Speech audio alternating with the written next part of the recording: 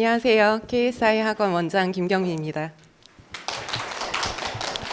자, 오늘 이렇게 미세먼지도 되게 심하고요. 황금 같은 브런치 시간을 할애해가지고 이렇게 많이 와주실 줄 진짜 몰랐거든요.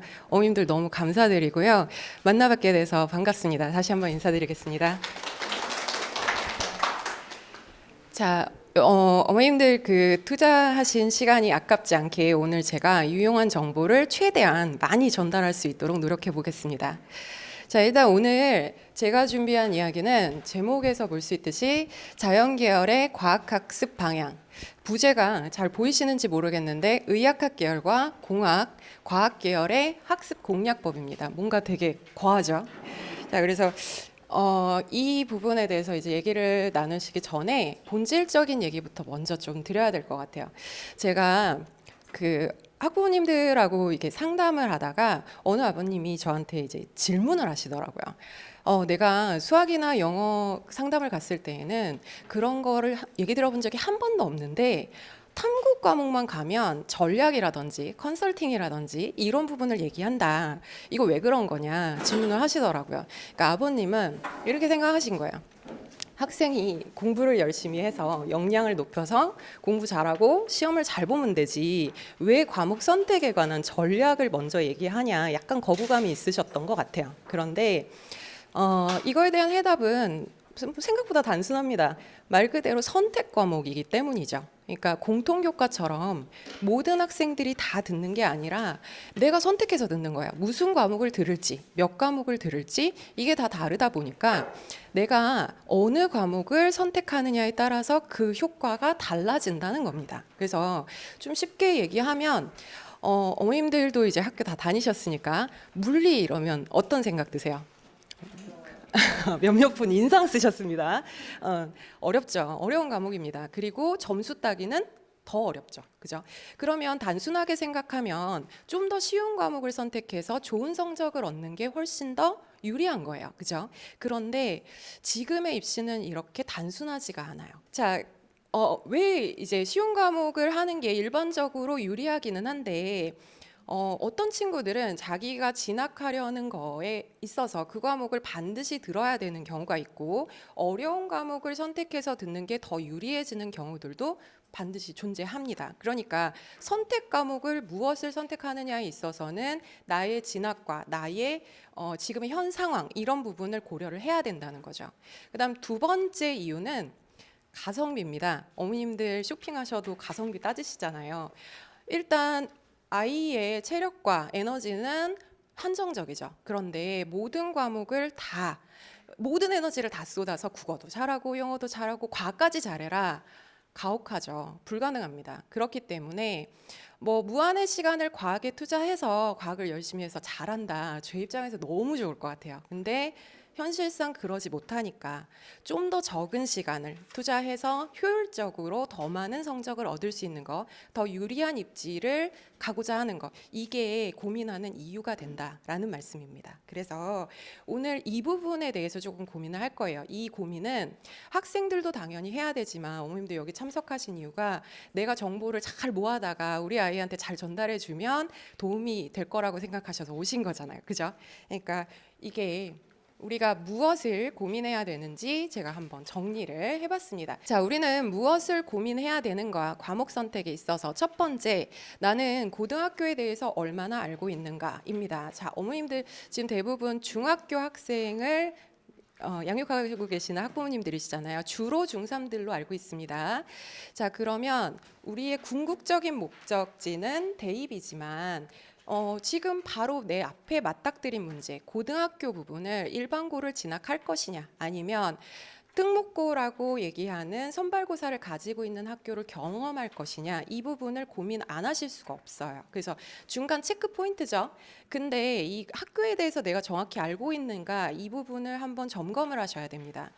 이게 상담을 하다 보면 조금 오해하시는 경우가 있어요. 어머님들이 그냥 과거에 우리가 공부했듯이 그냥 서열로 생각하시는 거예요. 아이들을 1등부터 100등까지 세워서 1등이 영재학교 가고 2등은 과학고 가고 3등은 자사고 가고 그러면 이게 시간이 지나면 영재고 학생은 서울대 가고 그 다음에 과학고 학생은 과학고 학생은 연고대 가고 뭐 이렇게 생각하시면 곤란하다는 겁니다. 왜냐하면 특수목적 고등학교는 말 그대로 특수한 목적으로 이루어지고 운영이 되고 있기 때문에 이거가 유리한 친구들도 있고요. 그렇지 않은 경우들도 있어요. 그래서 입시에 있어서도 모든 입시에 이 학교들이 다 유리하다. 이게 아닙니다. 그래서 진학에 있어서 어떤 개별과들은 학교가 걸림돌이 되기도 해요. 그래서 이 부분에 있어서 여러분들이 신중하게 체크를 하셔야 돼요. 그래서 정보를 다 모았고 학교를 이해했어. 근데 이거는 나의 진로와 맞지 않아. 그래서 선택하지 않았어. 이건 괜찮은데 꼭 뭔지 몰랐어요. 지나고 났더니 내가 그랬어야 되나 이러면 또 어머님들이 자책감에 시달리시잖아요. 그죠? 그래서 이 부분에 대해서 한번 설명을 해드리도록 하겠고요. 두 개가 한꺼번에 넘어갔네요. 자, 두 번째.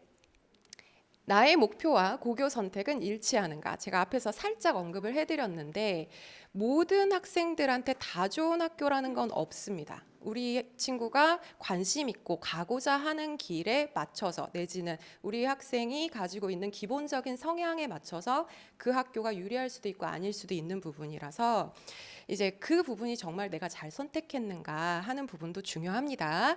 그 다음에 세 번째, 나의 선택은 대입에 유리한가 같은 얘기죠. 그죠? 자, 이걸 가지고 내가 대입에 좀 더 유리한 고지를 선택할 수 있는가. 자, 그 다음에 2024년 대학 입시의 흐름은 어떻게 변화하고 있는가. 여러분들 자녀분들이 치르는 입시는 2024년이 아닙니다. 그 이후죠. 근데 왜 2024년을 얘기하냐? 이거 조금 슬픈 얘기인데요. 2024년 입시도 아직도 확정이 안 된 부분이 있습니다. 이게 교육과정이라는 게 좀 큰 흐름을 가지고 이렇게 지속적으로 신뢰도 있게 흘러가줘야 되는데 아직은 조금 아쉬운 부분이 있어요. 그래서 고교 학점제가 이제 선언되고 지금 시행되고 있는데 자꾸만 딜레이되고 있습니다. 그리고 여러 가지 이슈에 의해서 조금씩 변경되고 있어요. 그래서 2028년 수능에 대해서는 아무것도 발표된 바가 없습니다. 그래서 추정할 뿐이에요. 그래서 우리 친구들은 2026년, 27년 이때 입시를 치르겠지만 우리가 이제 알 수 있는 게 없으니까 그러면 예측을 해야 된단 말이에요. 그러면 작년의 입시와 올해의 입시가 무엇이 어떻게 변화했는가, 그리고 이것이 도대체 무엇에게 영향을 받았는가, 요거를 인지하시면 앞으로 이렇게 흘러갈 것 같다라는 대비가 좀 될 수 있겠죠. 그래서 2024년에 변화된 과정에 대해서 조금 설명을 하겠습니다. 그리고 마지막에 나는 적절한 학습을 하고 있을까. 이 설명회를 하면 어머님들이 뒤로 갈수록 표정이 안 좋아지세요. 이게 막 고민이 더 많이 생기는 거야. 들었더니 더 모르겠어. 자, 그래서 나중에 이제 혼란스러워 하시는 경우가 있는데, 자, 마지막이 핵심입니다. 제가 요약 정리해 드릴 거예요. 자, 앞에 내용 다 각설하고 이거 하세요. 이렇게 그냥 딱 단순하게 애들이 되게 좋아하시더라고요. 그 얘기를 할 거니까 어디 가시면 안 됩니다. 끝까지 들으셔야 돼요. 자, 그래서 이 여러 가지 질문에 대해서 갈 겁니다. 그래서 탐구 과목의 선택, 나 뭐 선택해야 되는데 하는 거랑 어떻게 공부를 하는 것이 가성비의 끝판왕을 찍을까, 요 얘기까지 마무리하도록 하겠습니다.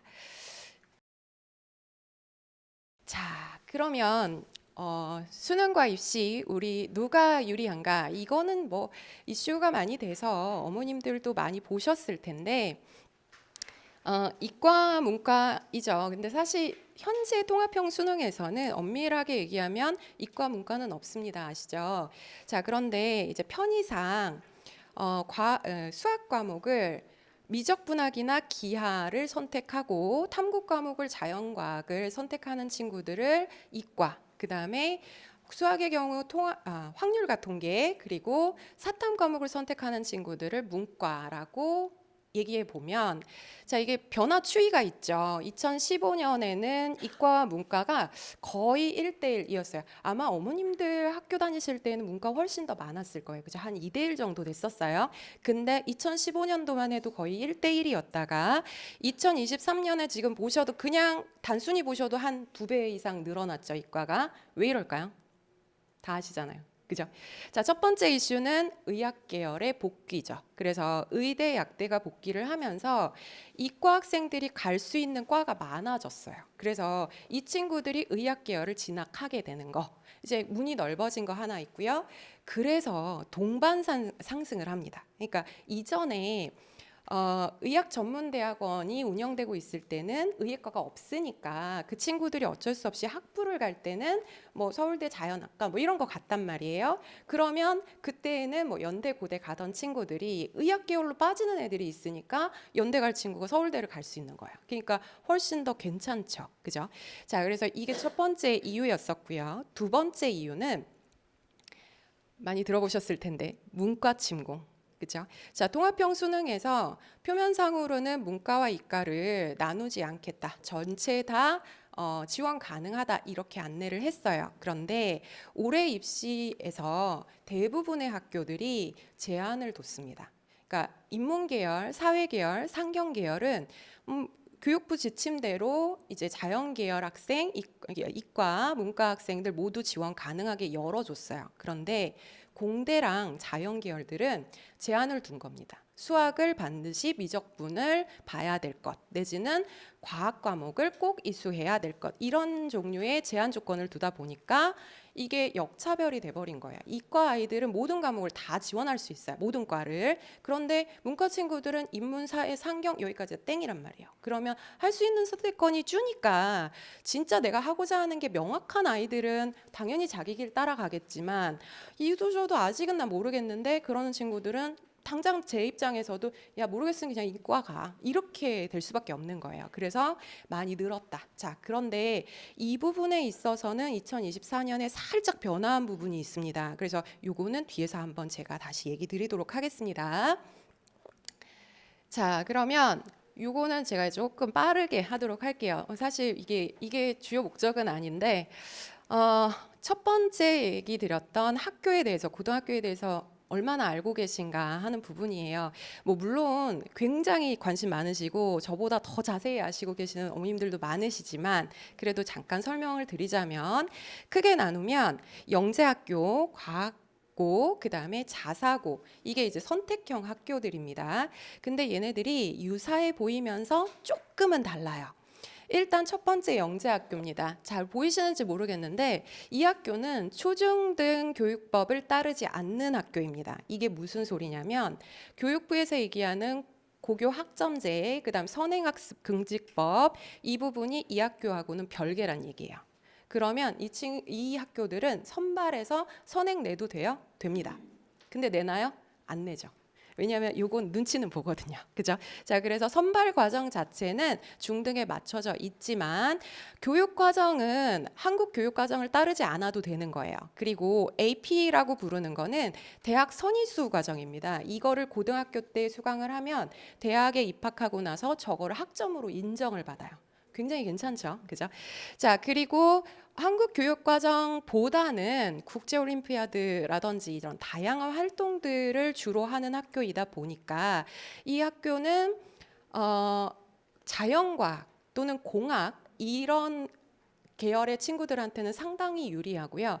단점은 정시에 대해서는 전혀 배운 바가 없습니다. 과목조차 들어보질 않아요, 얘네가. 그렇다 보니까 정시로 학교를 가야 되는 경우에는 치명적인 걸림돌이 되죠.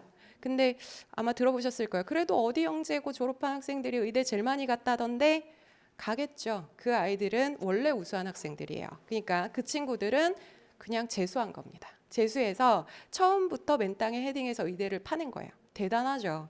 근데 그걸 잘했다고 하기에는 그동안에 부었던 시간과 노력과 이게 너무 아깝다는 거예요. 그래서 그 친구가 그냥 효율적인 선택을 했으면 그 스트레스 안 받고 훨씬 더 편안하게 자기 에너지를 딴 데 써가면서 행복하게 의대 갔을 수 있다는 거죠. 좀 안타까운 부분입니다.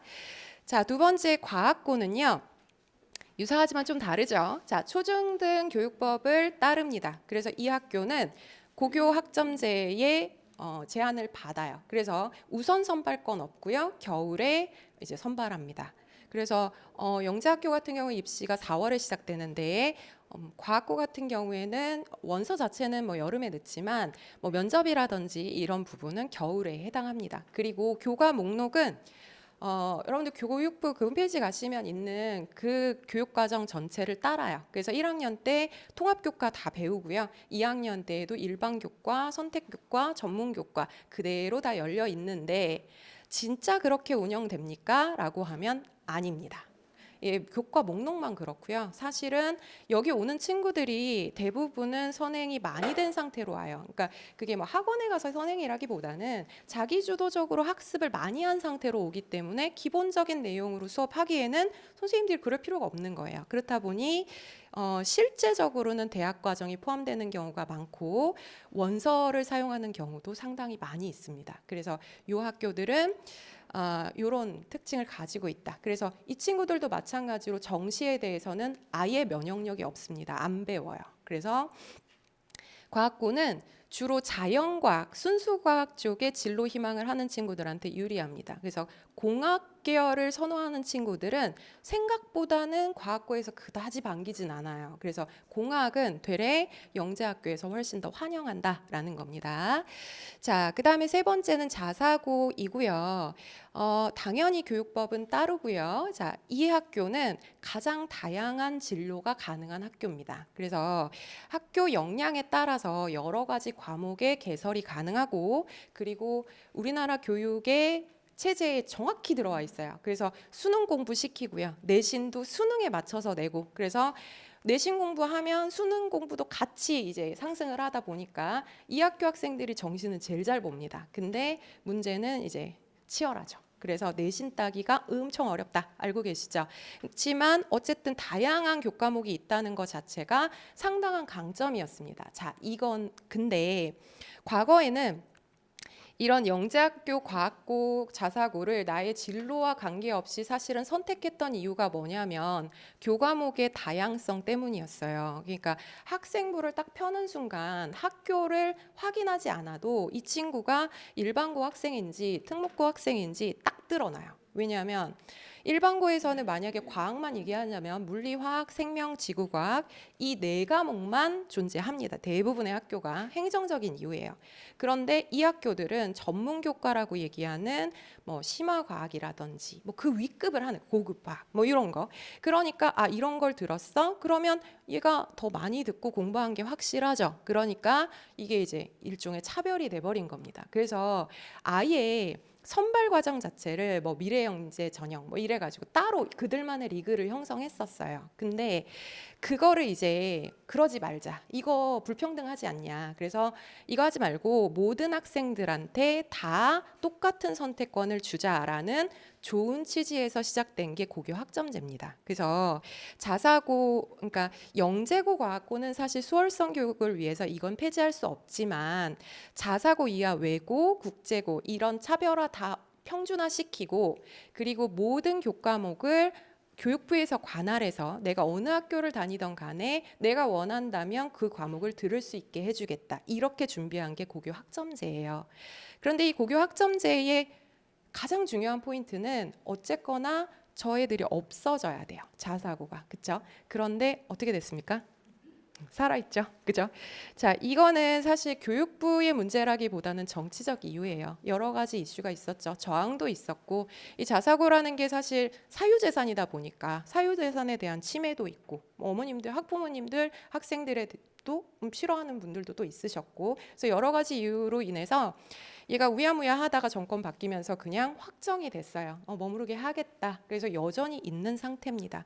그래서 이 세 학교들은 어쨌든 선발 시험이 있어요. 그래서 지필고사도 보고요. 면접도 봅니다. 그래서 내가 가고 싶다고 다 갈 수 있는 건 아니고 준비를 해야 갈 수 있는 학교들에 해당하죠.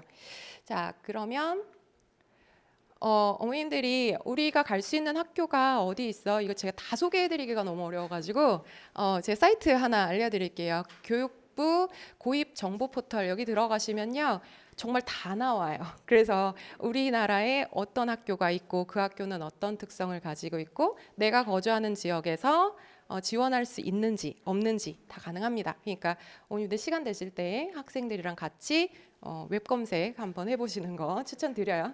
자, 그 다음에 현행 특목고 자사고 현황입니다. 자, 영재고, 과학고, 그다음 외국어고, 국제고, 지역 단위 자사고, 전국 단위 자사고.